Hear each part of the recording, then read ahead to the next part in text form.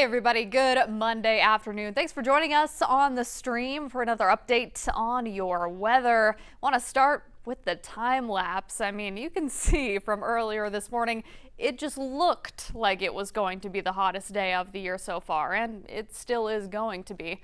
I'm wearing a sweater, I know, so it probably looks a little bit silly, but it gets chilly in the studio. I'll be outside at 4. All right, this is what it looked like a little bit after lunchtime. Some clouds, believe it or not, but still, we are going to be scorching into the afternoon and early evening. Extreme heat warning in effect until midnight for all of those areas in magenta. And then the step down is the heat advisory there in orange. Still very hot for folks in those counties, though. Until midnight, heat indices 100 plus. Now, throughout the morning and the early afternoon, the temperatures did not waste any time warming up. You can see we were in the mid 70s before the sun even came up. It was already feeling warm and muggy.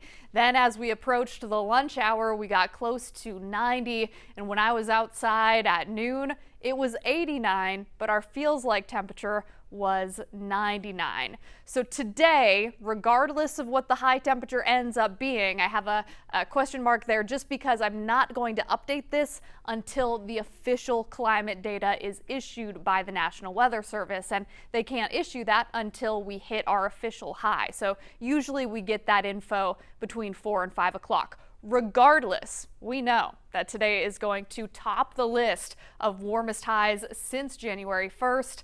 The last time and only time we saw 90s was on June 10th. Before that, we had 89 a handful of times, a few times, May 27th, June 7th, and June 9th. 88, we also saw that a few times, May 15th, May 26th, May 29th, and then we saw 87 on June 6th. Today, I'm forecasting 96 in the Twin Cities, widespread 90s along 94 and to the south. Now, areas up to the north, they may be topping out in the low 80s, even some 70s. Reason being, that's where those storms are hanging out today. Remember, we have that weather impact alert in effect for all of today, mainly for the heat for the metro. But for the north, it's a little bit different. Weather impact alert for you guys because of the storms. We'll get into that. But first, let me show you what happens the rest of our afternoon. Between 3 and 5 o'clock, temperatures may only be in the 90s, but look at the heat index. That's in pink there on the bottom. 104, 102 at 7 o'clock at night, believe it or not. And even at 9 o'clock, sun's still up, 88, feeling like 97. There is a chance that we get some scattered showers and storms developing to our west after dark tonight. Those may reach the metro if they don't fall apart by around 11 o'clock. Temperatures will be in the 80s, still feeling like lower 90s. Now let's talk about those storms that have been impacting northern Minnesota today. We talked a little bit about those right around the noon hour and shortly before that as well. So severe thunderstorm watch. This has undergone a lot of changes today. It started way over here, and then they shifted it to the north, and as of about 2 o'clock, it is impacting the Arrowhead, Duluth, and even portions of northernmost Wisconsin. So severe thunderstorm watch in effect until 4 o'clock. We are watching for winds up to 80 miles per hour, hail up to 2 inches, a couple tornadoes also possible. And as of about 2 o'clock, you can see that red square right there. That is a tornado warning. And that would, I believe, be the 4th or 5th one today for northern Minnesota. They have had a very active day. Case in point, take a look at the radar loop over the past 3 hours or so. This cluster of storms has come a long way. It formed all the way down in South Dakota, and we were watching it thinking, okay, maybe it'll fall apart, maybe it'll weaken. It had, while it was in South Dakota, some severe thunderstorm warnings, couple of tornado warnings. Then it started to migrate towards the Alexandria area. Once it got to about here, that's when we started to see severe thunderstorm warnings. So you may have seen me on the stream talking about that earlier today. It continued toward Brainerd Lakes.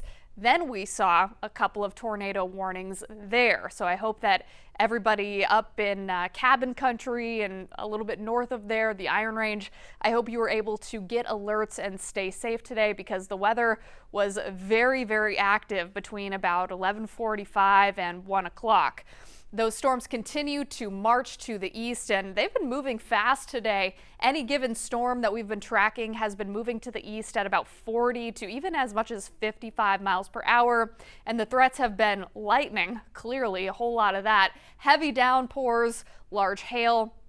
And again, nothing confirmed at this time, but there have been some tornado warnings. Here's a closer look at what is approaching the Arrowhead. You can see a tornado warning, also a few different severe thunderstorm warnings. I think that once these storms kind of make their way through the Arrowhead, they should be out of Minnesota. Take a look at some storm reports. They are starting to trickle in from earlier today. Most of these are wind and hail. You can see a hail report just to the south of Grand Rapids. Then these three here are going to be wind reports, additional wind reports as you get further west toward Bemidji. Further to the south, more reports. Brainerd, wind report right around there. Couple of hail reports near Aitken, Hazleton. Further to the west, Fairview, south of Poplar. That's going to be additional wind reports. And then another hail report on the far left-hand side of your screen. These reports continue because remember, those storms came a long way today. Wind reports south of Detroit Lakes. We've got a ton of wind reports there to the northwest of Prairie View. And as we expand the view out, you can literally trace the path of those storms. They developed way down here early this morning, and then slowly but surely they came all the way up into northern Minnesota. So those storms have caused a lot of noise, to say the least, as they moved through northern Minnesota. Words are getting tough this time of day, but they've made a lot of noise rolling through with all of that lightning. They've dropped a lot of heavy rainfall. That'll be interesting to see during the 4 o'clock show, is just how much rain we got out of these storms. And they have definitely caused some damage in the way of hail and wind. But still, we've got the heat to talk about. So even if you didn't get storms, you are getting heat. This is interesting. This is our convective outlook for today from the Storm Prediction Center, and this has undergone a lot of changes today too. We were originally supposed to just have a slight risk across the board today. So all of Minnesota was going to be in yellow, but because of the storms that did develop and move through places like Brainerd, Grand Rapids, they changed that over to a level 3 or enhanced risk, and chances are by about 4 o'clock today, this will change again. Here is your microcast. This model, our high-res model, has done a fantastic job, not just today, but for yesterday, it really nailed the forecast as well. So that's why I feel comfortable showing you this particular model. 2:30, storms continuing to shift north. I think that by around dinner time tonight, we'll see a lot of that action just along the international border. We should be in the clear in the Twin Cities this evening. It will be hot though. After dark tonight, that's when we could see some redevelopment of storms out to our west. You can see around St. Cloud, Wilmer, almost stretching down to Jackson. Some of these storms could be a little bit punchier. I think that they likely won't be severe just because the sun will be down. So with the loss of that solar daytime heating, it'll be a little bit harder for the storms to go severe, but because it'll be so hot and humid, the fuel will still be there. So that's something that we need to watch tonight. This model does show those storms fizzling a little bit before they can get to the Twin Cities. So for the metro, if you're in the metro in Minneapolis, St. Paul tonight, I'm not overly concerned about storms. It's more the heat threat. That's what I want you to be focused on, is just staying hydrated, staying in the shade, taking frequent breaks, and ideally, maybe just hanging out inside in the AC today. Here's tomorrow morning. There is evidence of a few possible showers to start our day. Unfortunately, that won't mitigate the heat. too much, if at all. Our severe weather outlook for tomorrow is on the low end. You can see it is a level 1. That's a marginal risk everywhere in green, which does include pretty much all of central and southern Minnesota. It extends down into Iowa, into South Dakota. And then for Wisconsin, areas to the east of Menominee, east of Hayward, you guys are going to be under a slight risk. So a little bit higher. It's a level 2, but still overall relatively low on the severity scale. Here is your Tuesday. We've got more of the 90s, so that would be day 3 this year of high temperatures in the 90s. Only the 3rd time it's happened. It will not be as brutal as today when it comes to the heat index. Today, we're going to be feeling like 105, 108 even during the hottest part of the day. Tomorrow, it'll probably feel like 99 or 100. I'm not saying that'll feel good, but it won't be as bad. I don't know. We'll take it, I guess, right? Here's your 7-day forecast. 96 today. Weather impact alert in effect through the day's end. For the metro, this alert is strictly for the heat. For those of you in northern Minnesota and now specifically northeastern Minnesota, we're looking at you in the North Shore, the Arrowhead. You guys will be dealing with storms through the end of the day today, or maybe not even the end of the day, but at least through late afternoon. Those storms are likely to be strong and even severe, so please be conscientious of your outdoor activities. Have a way to get weather alerts, and quite frankly, if you are in that part of the state, the Arrowhead, the North Shore, I would expect to get weather alerts today. For the metro, all about the heat. 96 degrees today. It will no doubt be the hottest day of the year so far, and it will feel even hotter. Feels like temperatures anywhere from 105 up to 109. Now, as we get through the rest of our week, it's kind of a copy-paste forecast. What I mean by that is look at the temperatures. 70s in the morning, 90s in the afternoon. That's what we have Tuesday, Wednesday, Thursday, Friday, even into Saturday, which is, yes, the 4th of July. It's our country's 250th birthday. No rain on Saturday at this time. That, of course, could change.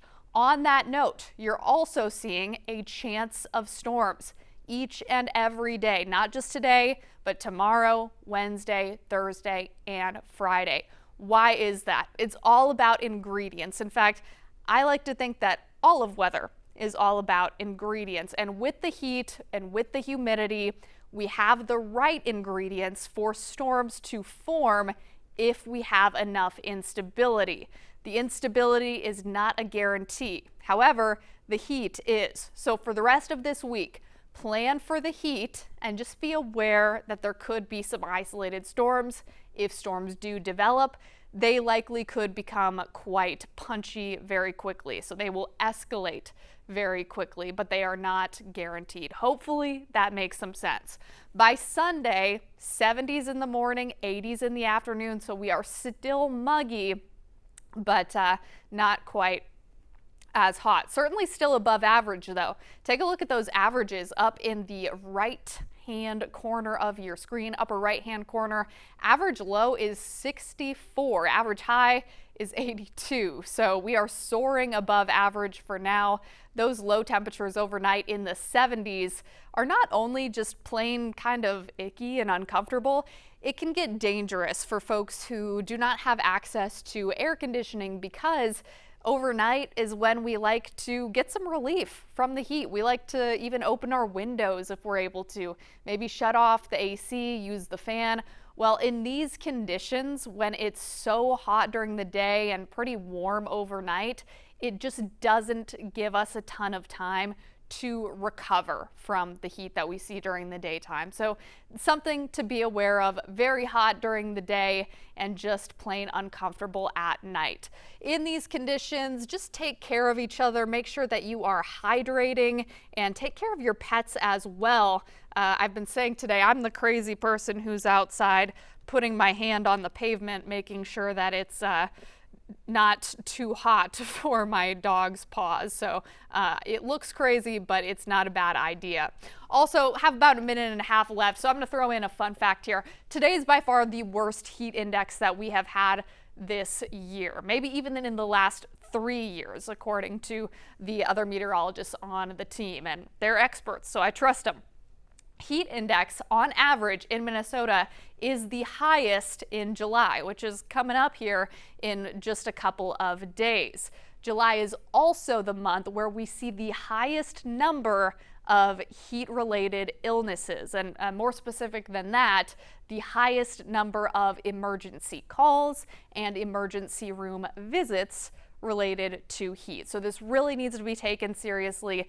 Whether we think that we're in the best shape of in the world, or we think that we'd rather just stay inside, the heat can surprise you. That heat exhaustion can come on very quickly, and it's very important that you listen to your body, because if you don't, that heat exhaustion can turn into a heat stroke, and that unfortunately can be fatal, and that is where, if untreated anyway, and that is where those trips to the ER tend to happen. So let's take a look at your 7-day one more time. Today is the warmest day on there, also the warmest day of the year so far, 96 with a feels like value of 105 and up.